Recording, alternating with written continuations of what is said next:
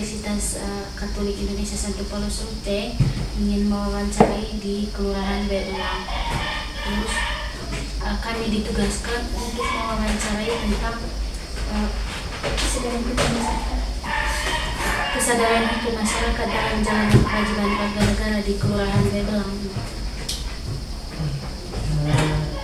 Sekarang mulai sudah dengan pertanyaannya. Jadi pertanyaannya pertamanya, mengapa kesadaran hukum penting bagi kehidupan berbangsa dan bernegara khususnya di desa Bebelang, Di Kelurahan Bebelang? Pentingnya kesadaran hukum, saudara.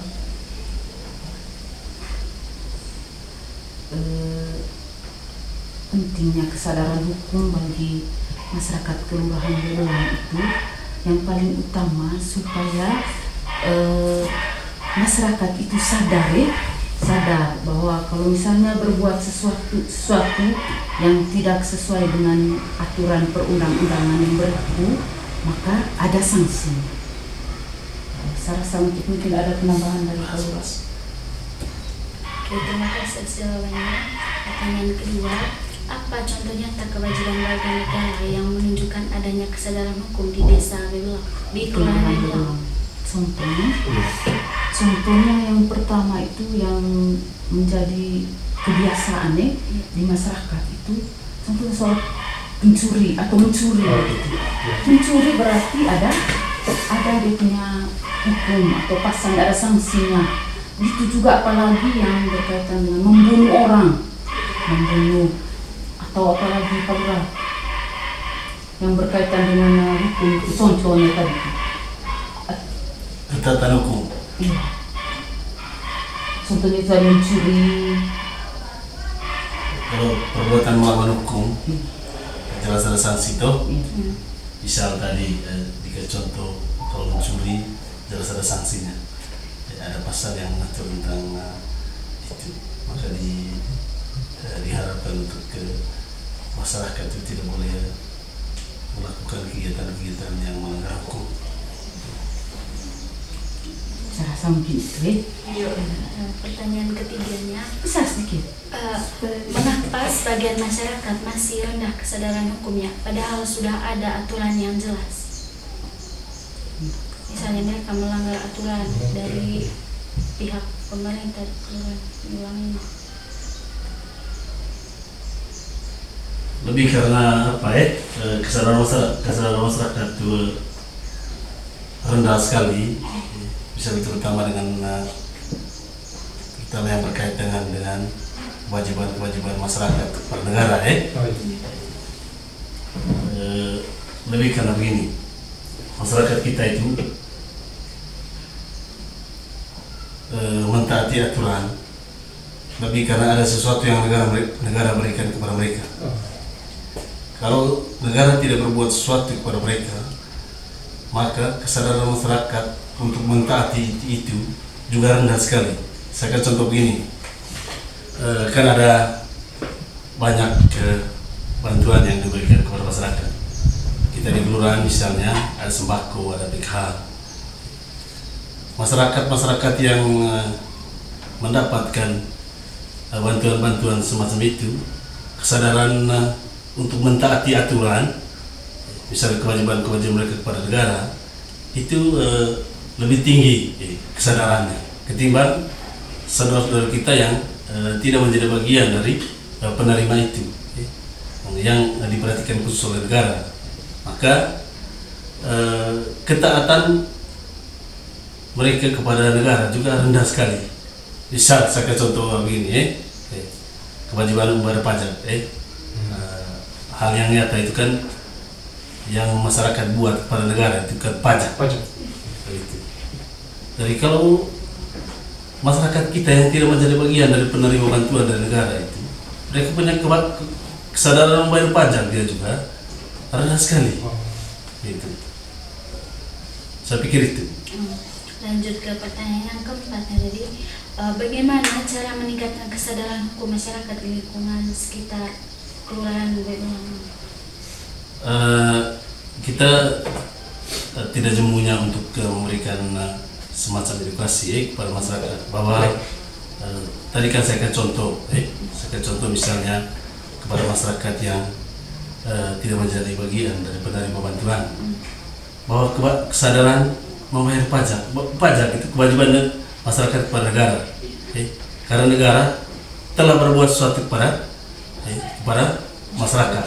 Kasih contoh begini, berbuat sesuatu itu tidak berarti misalnya bantuan langsung yang diberikan kepada masyarakat. Kan kita ingat baik itu pasal 33 Undang-Undang Dasar 45 ya. Bumi, air dan kekayaan alam yang terkandung dalamnya dikuasai oleh negara dan dipergunakan sebaik-baiknya untuk kesejahteraan masyarakat. Karena kita menggunakan atau memanfaatkan tanah milik negara kali tanah ciptaan Tuhan tapi dikuasai oleh negara. Negara jaga itu tanah itu. Begitu. Maka kewajiban masyarakat itu dia bayar kepada negara karena dia sudah memanfaatkan fasilitas negara. Begitu. Saya pikir itu. Mungkin saya menambahkan sedikit tadi berkaitan dengan kesadaran itu tadi. Mungkin ini juga misalnya pendidikan sejak dini di dalam keluarga kecil, misalnya diajarkan untuk memahami hak dan kewajiban serta saling menghormati. Itu sejak dini di dalam keluarga itu diajarkan. Misalnya anak dikte, ini kapan gitu, harus nengoo. Itu bisa juga melalui lembaga pendidikan untuk menyadarkan anak-anak itu bahwa itu bisa di sekolah formal atau di non formal, itu diajarkan itu kesadaran hukum sejak usia dini. Ada juga melalui keteladanan pemimpin atau aparat penegak hukum, bisa memberi contoh, yang baik itu yang bagaimana, yang tidak baik itu bagaimana. Berarti di sini hukum itu kan supaya kita membedakan mana yang baik dan mana yang tidak.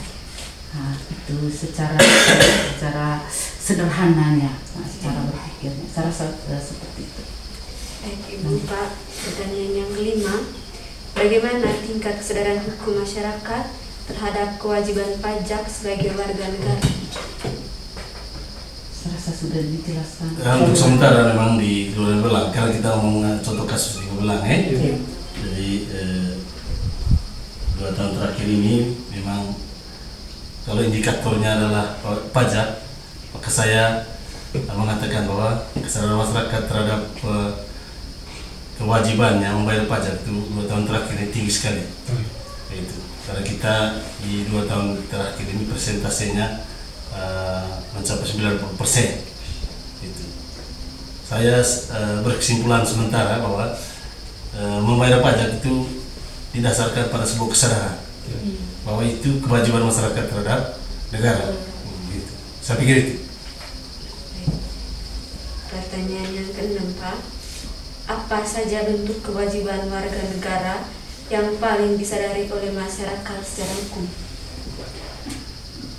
Tadi pertama kita sebutkan dalam beberapa contoh tadi, satu kita sebutkan membayar pajak yang berikut kerja-kerja bakti, gotong royong. Yang berikut sekarang kan yang lagi tren itu kasus HPR, kasus rabies. Itu. Nah, kita di Kelurahan Belang ini, ketika kita menghimbau masyarakat untuk melaksanakan yang pertama itu vaksin HPR-nya, kandangkan HPR-nya, dan kami menyaksikan sebagian besar masyarakat pemilik HPR itu memiliki kesadaran untuk itu, melakukan vaksin, mengkandangkan hewan peliharaannya atau mengikat. Itu saya pikir contoh. Baik, pertanyaan selanjutnya, Ibu. Apakah masyarakat memahami bahwa melaksanakan kewajiban adalah bagian dari kesadaran hukum? Ya, contohnya tadi membayar pajak, kewajiban dia untuk membayar. Saya pikir iyalah saya pikir iya Jadi hukum itu kan aturan main. sama nih lalu lintas. Ada Tadi seperti rambu-rambunya. yang Ibu bilang tentu, bagaimana kita bisa memilih ini yang baik dan tidak baik karena itu. Jadi di dalam itu kan sudah diatur bahwa yang baik ini itu yang harus kita lakukan dan yang tidak baik itu yang tidak perlu kita lakukan. Terima kasih atas jawabannya. Pertanyaan yang ke-9, apakah ada sosialisasi atau penyuluhan hukum tentang kewajiban warga negara dari pihak pemerintah kelurahan atau instansi terkait? Ya sudah seringkali dilakukan Memang tidak serta-merta kegiatan sosialisasi itu dilakukan oleh pemerintah kelurahan saja, tapi ada banyak pihak yang merasa berkepentingan untuk itu. Misalnya kesadaran hukum pernah dilakukan sosialisasi oleh teman-teman dari Kesbangpol, dari Kapolres juga begitu. Dan kegiatan-kegiatan serupa lainnya yang dilakukan oleh instansi yang misalnya yang bersentuhan langsung dengan kehidupan nyata masyarakat. Bisa omong KPR tadi itu, orang dinas pertanian, orang dinas kesehatan, terus melakukan sosialisasi supaya kita bisa keluar dari jeratan-jeratan misalnya kasus gigitan HP tadi itu, atau kesadaran untuk tidak menaati hukum itu. Saya pikir begitu. Terima kasih. Pertanyaan yang terakhirnya, apa harapan kedepannya agar masyarakat kelurahan Rebelang ini semakin sadar dan bertanggung jawab dalam menjalankan kewajiban sebagai warga negara? Supaya aman, maka harapannya masyarakat harus taat, ikut aturan, ikut aturan. Bahwa kita mentaati aturan itu tidak karena paksaan, tapi lebih dasarkan pada sebuah kesadaran bahwa kita mau hidup aman saja, dalam satu kelompok tertentu atau dalam konteks kita di Kelurahan Rebelang.